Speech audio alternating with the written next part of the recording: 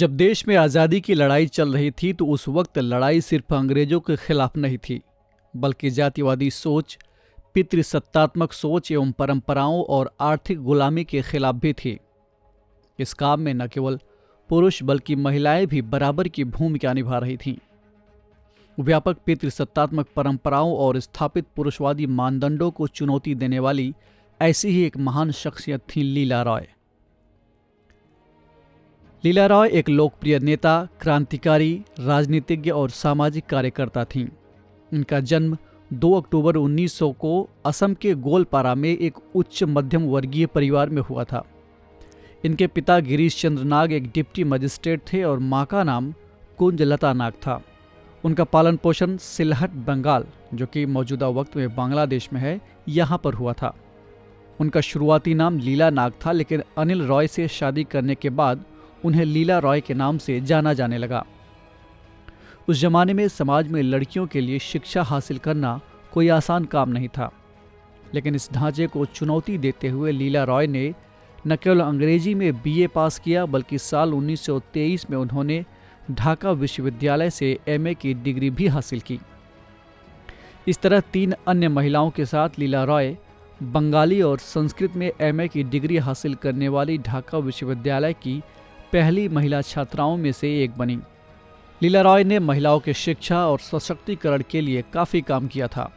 उन्होंने अरमानी टोला girls school और ढाका में दीपाली हाई स्कूल जैसे शिक्षण संस्थानों की स्थापना की।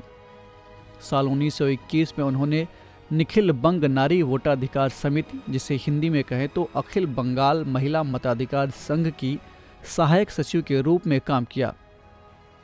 इस संगठन का उद्देश्य महिलाओं के सामाजिक और आर्थिक अधिकारों के लिए प्रयास करना था।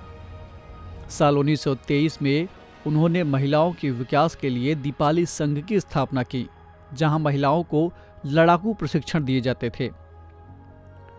लीला ने 1931 में एक जयश्री नामक पत्रिका की शुरुआत की, जिसकी खासियत थी कि ये केवल महिलाओं द्वारा संपादित, प्रबंधित और लिखी जाती थी।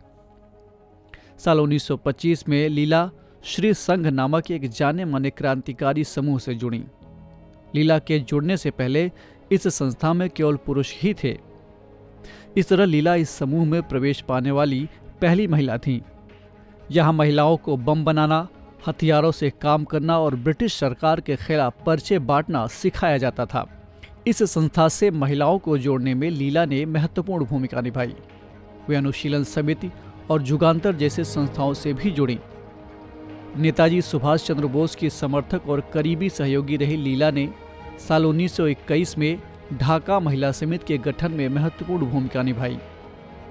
सविनय अवज्ञा आंदोलन में सक्रिय रूप से भाग लेने के कारण लीला को जेल भी जाना पड़ा।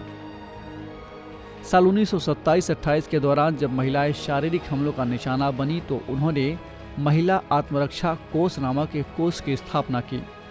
इसके माध्यम से महिलाओं को आत्मरक्षा के लिए ट्रेनिंग एवं खर्च उपलब्ध कराया जाता था। महिला शिक्षा को व्यापक स्तर पर फैलाने के लिए उन्होंने गण शिक्षा परिषद यानी एसोसिएशन फॉर मास एजुकेशन नाम से एक संगठन की भी स्थापना की। 1942 में भारत छोड़ो आंदोलन में भाग लेने के कारण उन्हें उनके पति समेत जेल भेज दिया गया। जेल से रिहा होने के बाद साल 1946 में उन्हें संविधान सभा के लिए चुना गया। हालांकि उन्होंने भारत विभाजन का तगड़ा विरोध करते हुए संविधान सभा से इस्तीफा दे दिया। बाद में वे कोमा में चली गईं। लंबे अरसे तक कोमा से जूझने के बाद लीला रॉय का 1970 में देहांत हो गया। महिलाओं की राजनीतिक, सामाजिक और आर्थिक जागृति एवं विकास और देश सेवा के लिए लीला का नाम स्वर्णिम अक्षरों में लिखा जाएगा।